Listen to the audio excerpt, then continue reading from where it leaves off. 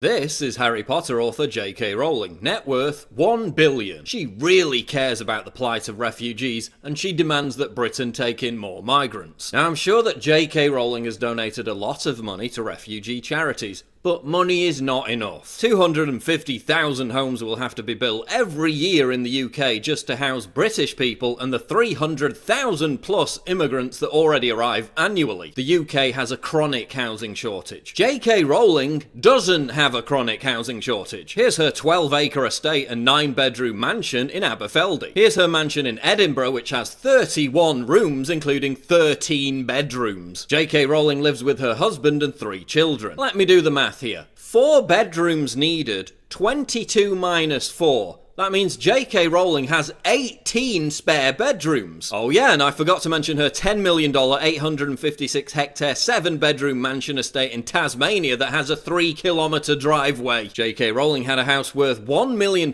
next to her Edinburgh mansion flattened. To build a small migrant centre? No, to extend her own garden. But she also put up 2 extra buildings on the property. To house Syrian refugees? No, they're Hogwarts-style tree houses. But we know that J.K. Rowling cares deeply about the needy and impoverished. I mean, she tweets about it all the time. In fact, she cares so much about the little people that she's got 30-foot trees all the way around her property to block them out. Given her relentless demand that the UK take in more refugees, along with her 18 spare bedrooms, J.K. Rowling must be doing her bit, right? Actual number of refugees housed by J.K. Rowling, and it's 0. Mike Cernovich has offered to pay flight costs for up to 100 refugees if J.K. Rowling, net worth $1 billion, promises to house them. And I'll be happy to match that offer. J.K. Rowling, it's time to put up or shut the fuck up. This is ex-soccer star and TV host Gary Lineker, net worth $31.5 million. Gary lives in Barnes, Richmond, one of the whitest areas in London. There are very few migrants living in Barnes. Gary said it was hideously racist to even question whether these refugee children arriving in the UK were actually children, even though facial recognition showed some of them to be nearly 40 years old. Tommy Robinson challenged Gary to adopt one of these children.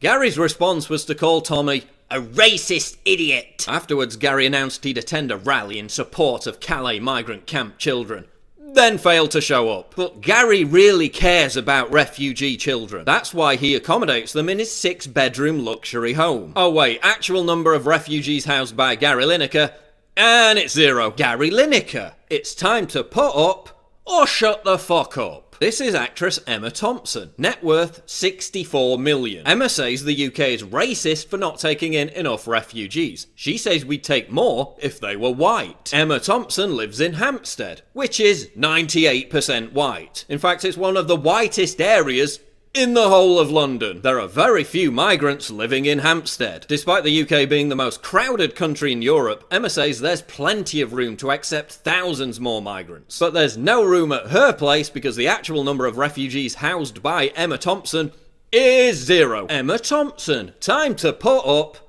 or shut the fuck up. This is pop star Lily Allen, net worth $20 million. Lily lived in a 6-bedroom house in the Cotswolds. The Cotswolds is one of the whitest areas in the UK. There are very few migrants living in the Cotswolds. Then she moved to Notting Hill, one of the whitest areas in London. Lily Allen apologised on behalf of her country and wept on national TV, insisting that the UK should accept more child refugees. Actual number of refugees housed by Lily Allen, 0. Lily Allen, it's time to put up or shut the fuck up. This is wealthy musician and Live Aid icon Bob Geldof, net worth $150 million. Geldof owns a number of properties including a mansion house in Kent and a mansion apartment in Battersea. When Geldof is not flipping the bird to working class fishermen in support of the European elite, he's busy virtue signalling about refugees. He called the refugee crisis a sickening fucking disgrace. Back in September 2015, Geldof promised to house 4 Syrian refugee families. Actual number of refugees housed by Bob Geldof,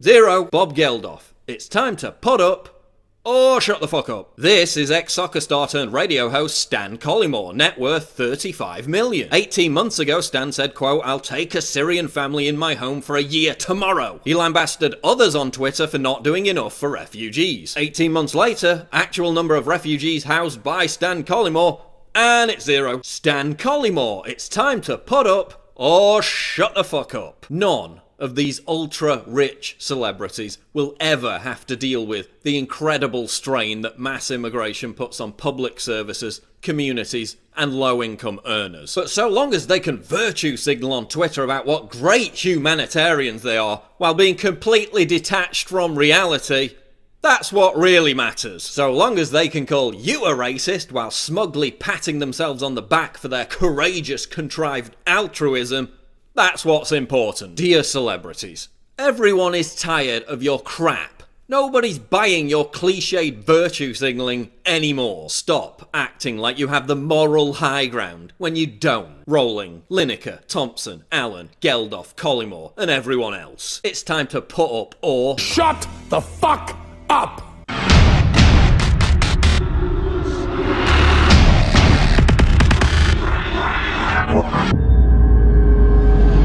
Click the link below to subscribe to the channel, and for more breaking news go to Infowars.com.